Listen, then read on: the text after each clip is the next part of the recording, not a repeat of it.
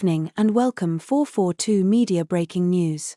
I am your host Sayat Nagar. We have breaking news from Kenya.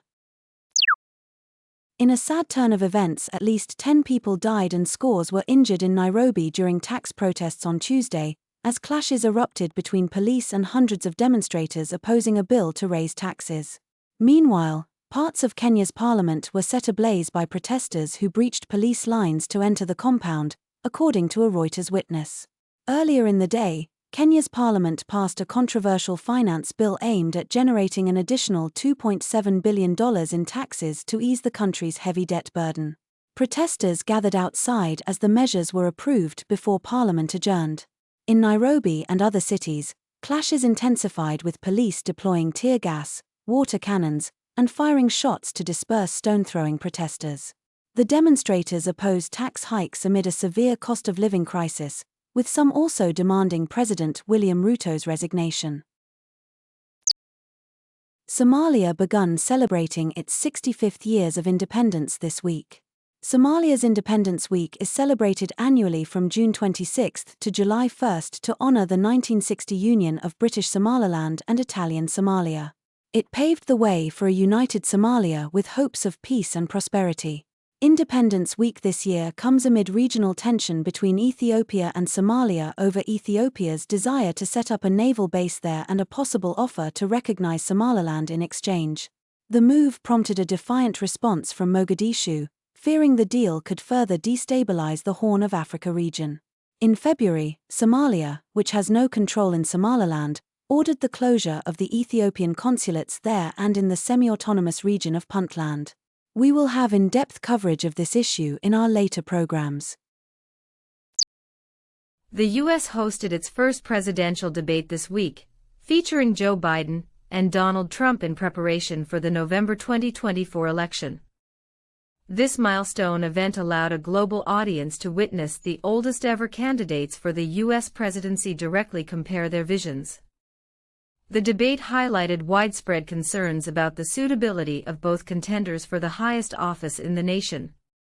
Observers in the Horn of Africa are questioning whether these options truly reflect the pinnacle of American leadership, a physically frail President Biden, or the controversial figure of convicted felon Donald Trump. Given the profound impact of U.S. foreign policy on the region, many Horn of African Americans are closely following the presidential race. Their concerns have sparked extensive discussions on social media about whether to abstain from voting altogether or to support a third-party candidate.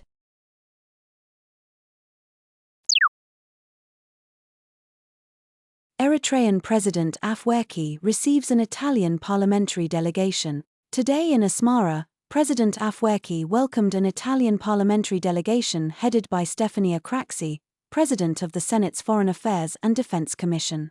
According to presidential spokesperson Yemaine Meskel, President Afwerki remarked that the Italy-Africa summit last January, along with its various meetings, was invigorating. President Afwerki reiterated Eritrea's political goodwill and its readiness to foster a gradual, strategic, and long-term partnership with Italy, emphasizing the need for a strategic roadmap that addresses all priorities. Senator Craxi echoed Italy's commitment to nurturing and strengthening a productive partnership and cooperation with Eritrea. Ethiopia's creditors plan to offer an extension beyond the June 30 deadline for the country to finalize an agreement with the International Monetary Fund, IMF, on a new program, disclosed by a source familiar with the negotiations.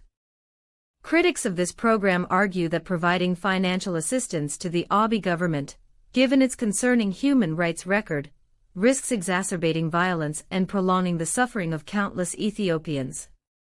The Abiy administration has faced severe criticism for its authoritarianism, limiting freedom of the press, alleged state-sponsored human rights abuses, and accusations of fostering corruption.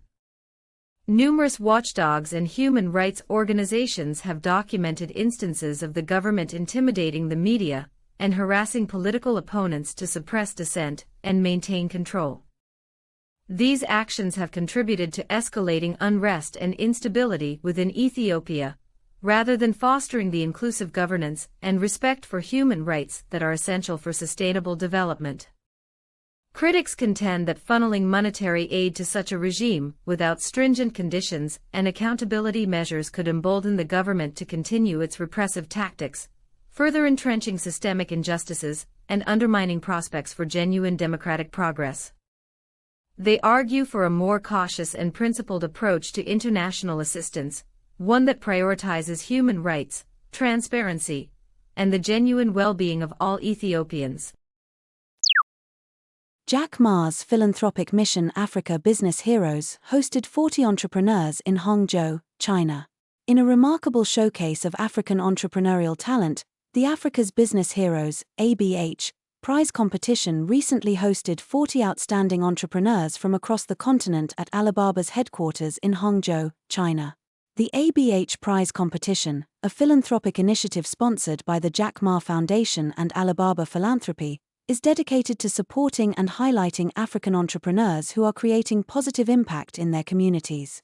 Over a 10-year period, the program aims to recognize 100 African entrepreneurs and provide them with grant funding, training programs, and broader support to fuel the long-term growth of the African entrepreneurial ecosystem.